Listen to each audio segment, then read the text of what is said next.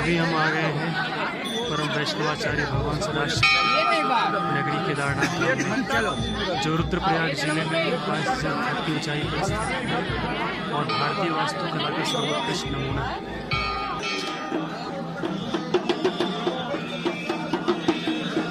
भगवान भोलेनाथ के ये भक्त केदारनाथ मंदिर के इस निर्माण कला या वास्तुकला को लेकर के दुनिया भर के वैज्ञानिक अचंभित हैं। ऐसा कहा जाता है कि आज से हजारों वर्ष पूर्व, जब ना तो टेक्नोलॉजी इतनी डेवलप थी, ना ही उस वक्त सीमेंट और सरिया का प्रयोग होता था, ना चूना पत्थर का प्रयोग होता था, उस समय इतने बड़े बड़े पत्थर इस दुर्गम पहाड़ी क्षेत्र पर कैसे लाए गए और बिना सीमेंट सरिया का प्रयोग किए इसे आपस में इंटरलॉक सिस्टम के माध्यम से ज्वाइंट किया गया है। इन 22,000 फुट की ऊंचाई पर हजारों वर्ष पूर्व कैसे इतने सारे पत्थर लाए गए होंगे और इसको इस तरह एक दूसरे से इंटरलॉक किया गया है सारे पत्थरों को, और इसमें ऐसी मजबूती है कि हजारों बार यहाँ पर प्राकृतिक आपदाएं आई, लेकिन इस मंदिर का वो कुछ भी ना बिगाड़ सके। कहा जाता है कि 13वीं से 17वीं शताब्दी तक 400 वर्षों तक हिमालय के इस क्षेत्र में बिल्कुल हिमयुग आया हुआ था और ये मंदिर पूरी तरह से बर्फ़ से ढका हुआ था, और इन 400 वर्षों में भी इस मंदिर का कुछ नहीं बिगड़ा। ये तो खैर बहुत पुरानी बात है।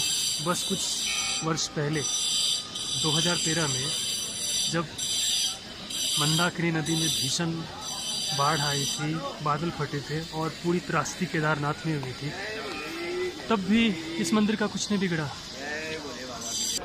ये भगवान केदार के मंदिर के पीछे जो विशाल शिला दिख रही है, इसकी भी एक अद्भुत कहानी है। जब 2013 में अलकनंदा नदी भीषण त्रासदी मचा रही थी, हजारों जिंदगियां समाप्त हो चुकी थी, तो इस समय इधर से मंदाकिनी का प्रवाह अत्यंत तीव्र वेग के साथ नीचे की तरफ आ रहा था और सामने जो भगवान केदारनाथ का मंदिर है, इसे ध्वस्त करने के लिए पूरी तरह से वो तैयार था।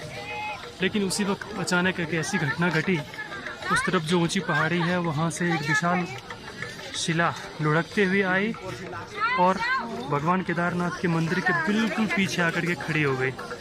ऐसा लग रहा था मानो किसी यंत्र के द्वारा उसे संचालित किया जा रहा हो।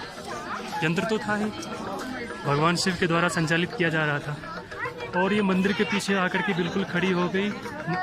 मंदाकिनी का प्रवाह बड़ी तीव्र वेग से आ रहा था। भक्तों को लग रहा था कि अब ये मंदिर भी शायद ढह जाएगी, लेकिन इस पर्वत शिला के सामने आकर के वो पानी दो भागों में बट गई, वी शेप ले लिया, और जब पानी दो भागों में बट गई तो ऑटोमेटिकली मंदिर की सुरक्षा हो गई। ये सुरक्षा करने वाले कौन थे? स्वयं भगवान शिव ही तो थे। चारों धाम की यात्रा में सबसे अधिक कठिनाई इस यात्रा में होती है। कोई भी गौरीकुंड आए और गौरीकुंड आने के बाद लगभग 18 किलोमीटर पहाड़ की चढ़ाई करके उसके बाद इस मंदिर के दर्शन कर पाता है और भगवान केदारनाथ का आशीर्वाद प्राप्त कर पाता है। तो ये है परम वैष्णवाचार्य भगवान सदाशिव की अनोखी, अद्भुत, अनिवर्चनीय नगरी केदारनाथ धाम। भगवान केदार के मंदिर के पीछे जो यह विशाल पत्थर की शिला है, इसकी भी भक्त बहुत ही श्रद्धा के साथ पूजा अर्चना करते हैं, क्योंकि यही वो विशाल शिला है जिसके माध्यम से भगवान केदारनाथ का मंदिर उस प्राकृतिक त्रासदी में बच पाया। मतलब एक अजीब सी फीलिंग होती है।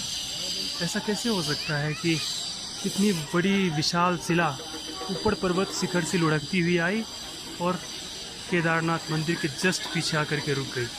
अगर ये शिला जरा सी भी आगे बढ़ती तो केदारनाथ का मंदिर ध्वस्त हो सकता था, लेकिन नहीं, बिल्कुल पीछे आकर रुकी और मंदाकिनी के प्रवाह को दो भागों में बांट दिया, और ना तो प्रवाह इस मंदिर का कुछ बिगाड़ पाई और ना ही ये पत्थर।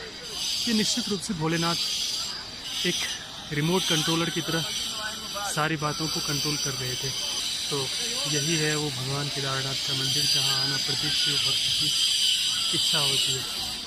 आजकल बड़े जोरों से यहाँ पे कंस्ट्रक्शन का कार्य चल रहा है। पुराने जो मार्ग टूट गए थे उसकी जगह नया मार्ग बनाया जा रहा है और बड़ी बिल्डिंगें बनाई जा रही है ताकि भक्तों को यहाँ रहने में कोई भी असुविधा ना हो। कि जो बर्फीली चोटी दिख रही है उससे पीछे का मार्ग जाता है वासुकी ताल की तरफ, जहाँ 12 बजे के बाद जाना मना है, क्योंकि 12 बजे के बाद मौसम ख़राब हो जाता है और उधर मौसम ख़राब हो गया तो मृत्यु निश्चित है। ना तो उधर कोई शेल्टर है, ना कोई भोजन की व्यवस्था है, ना ही कहीं रुकने की कोई व्यवस्था है। तो आज मेरा ये 3 सितंबर 2022 का दिन, जब मैं भगवान केदारनाथ के दर्शन करने आया। Thank you so much to all my viewers. जय जय Shri Harivansh. Look at this beautiful flowers from Himalayas. कितने सुंदर फ्लावर्स हैं, इन्हें कोई उगाता नहीं है, खुद ब खुद जब बरसात का टाइम आता है तो पहाड़ के ढलानों पर ऐसे पुष्प स्वतः ही खिलाते हैं। कितने सुंदर फ्लावर्स हैं। सामने हिमालय की ऊंची ऊंची चोटियाँ, वो बर्फीली चोटियाँ जहाँ से मंदाकिनी नदी निकलती है, और बिल्कुल सामने भगवान केदारनाथ का मंदिर। ये पहाड़ का 180 डिग्री व्यू, नीचे गहरी खाई, मंदाकिनी नदी बहती है।